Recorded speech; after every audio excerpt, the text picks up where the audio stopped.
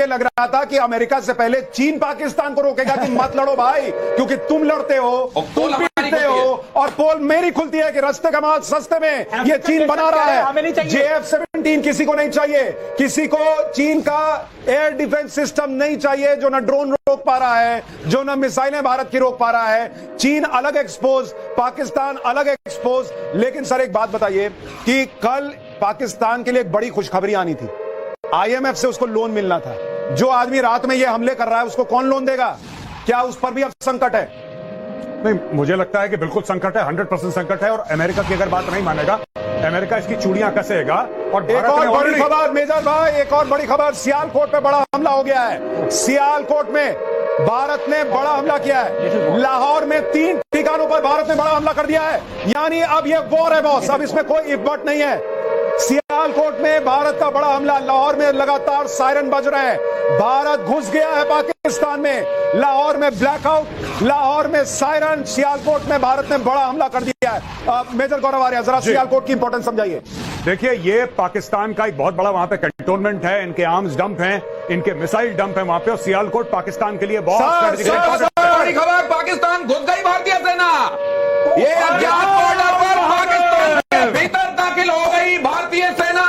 और देखिए मेजर गौरव आर्या को, ये इसका मतलब समझिए ये क्या है। ये अब पराक्रम का वो प्रदर्शन है जिसकी ताव झेल नहीं पाएगा पाकिस्तान। अज्ञात बॉर्डर पर कहा जा रहा है कि भारत की सेना, भारत की आर्मी घुस गई है। अभी तक तो कहा जा रहा था कि सिर्फ एयरफोर्स अटैक कर रहा है, लेकिन अब भारत की आर्मी घुस गई है। मेजर गौरव आर्या, एक बार नेवी बीच में आके कराची पोर्ट पे आग लगा दे, मजा आ जाएगा। एक बार नेवी वाले आप भी जरा अपना इसमें हिस्सा डालो।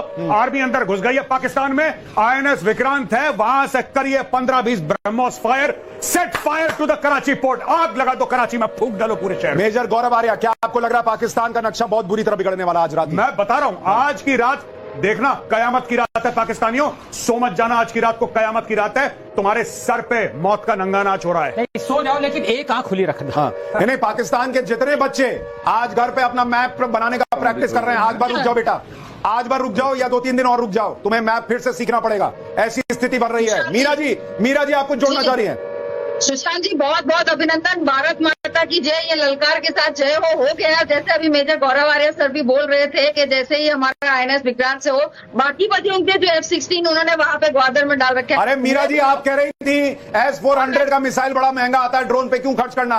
अरे भाई, भारत कह रहा है खुला खर्च करो, इनको कंगाल कर देना है, उसके लिए सोचने की जरूरत नहीं है। सुशांत जी, हमारा जो महाराजा रंजीत सिंह का लाहौर है वो बहुत जल्दी वापस हमें मिलने वाला है।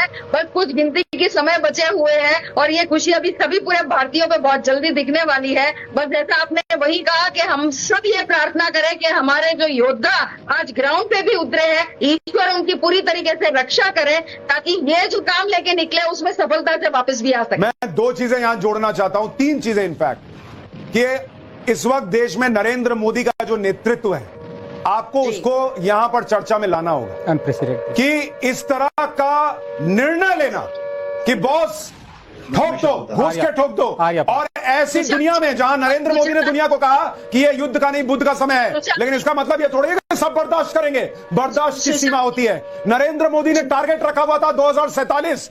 आप सोचिए कि नरेंद्र मोदी ने उससे भी कॉम्प्रोमाइज किया कि चल यार 2-4 साल एक्स्ट्रा लगेंगे भारत को तीसरी सबसे बड़ी अर्थव्यवस्था बनाने में या बहुत बड़ी इकोनॉमी बनाने में, लेकिन ये सब नहीं चलेगा। पहली चीज ये, पिछले 10 साल उस आदमी को आपको मानना पड़ेगा भाई। 10 साल भारत की सेना ने जिस तरह से हथियार बनाए हैं, जिस तरह से हथियार खरीदे हैं, आज उसकी ताकत दिख रही है। मेजर गौरव आर्या, बिल्कुल अनप्रेसिडेंटेड है। मैंने पिछले, खासतौर से पिछले 7-8 साल में, 10 साल में से पिछले 7-8 साल में जितनी मैंने हथियार की खरीदारी देखी है, मैंने जीवन में नहीं देखी।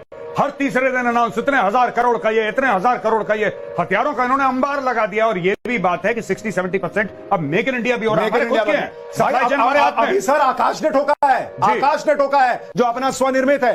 तो आप देखिए, ये बड़ी चीज जो है वो इस वक्त हुई है। लेकिन नरेंद्र मोदी का यह निर्णय लेना कि हम ये करेंगे, ये अपने आप में अनप्रेसिडेंटेड है। और लाहौर से इस्लामाबाद तक अंधेरा ही अंधेरा, पाकिस्तान में अंधेरा, पाकिस्तान के पंजाब में पूरा अंधेरा छा गया है। लाहौर से इस्लामाबाद तक अंधेरा ही अंधेरा है। आनंद सर, ये जो हो रहा है ये अद्भुत है, ये अद्भुत है। नहीं, मैं ये सोच रहा हूँ वो जो पेन था सरेंडर डॉक्यूमेंट साइन करने के लिए जो नियाजी साहब ने यूज किया था, हाँ। वो किसके पास है? इंडिया के पास रखा हुआ है आपने पाकिस्तान के पास?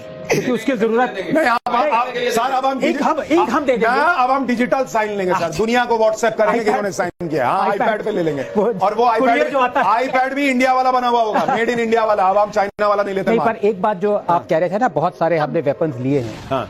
ये देखिए डेमोक्रेसी की पावर, डिस्पाइट 6 साल तक रफाल का पूरा वो चक्कर चला, सुप्रीम कोर्ट पे 2 डिसीजंस हुई, 36 एयरक्राफ्ट खरीदने के लिए लाले लग गए। Despite that we did not have a let up in buying what was important for us. आपने जब कहा ये जरूरी है, लाले के साथ लाले पड़ गए होता है, लेकिन आपने लाले लग गए तो मुझको लग रहा है लाले तो आज पाकिस्तान के लग रहे हैं। पाकिस्तान के जबरदस्त लाले लग रहे हैं। F-16 मार गिराया है, उनके ड्रोन्स को मार गिराया है, और अब भारतीय सेना अज्ञात बॉर्डर से अंदर प्रवेश कर चुकी है, तो लाले पाकिस्तान के लग चुके। आज कयामत की रात है। पाकिस्तान के लाहौर से लेकर इस्लामाबाद तक अंधेरा, और जब वहां सुबह होगी तो ऐसा ना हो कि भारतीय फौज वहां नजर आए और भारतीय तिरंगा वहां नजर आए। मेजर गौरव आर्या, क्या ये जिस तेजी से हो रहा है, क्या सब कुछ 1-2 दिन में हो जाएगा, या ये अभी लंबा भी चल सकता है? लंबा खिंचेगा, लंबी कहानी है। और मैं भारत के जितने भी लोग ये चैनल देख रहे हैं, मैं आपको एक बात बताना चाहता हूं कि इसमें आपको भगवान न करे, 100 बार कह रहा हूं भगवान न करे, बुरी खबर भी सुनने को मिलेगी, क्योंकि युद्ध है।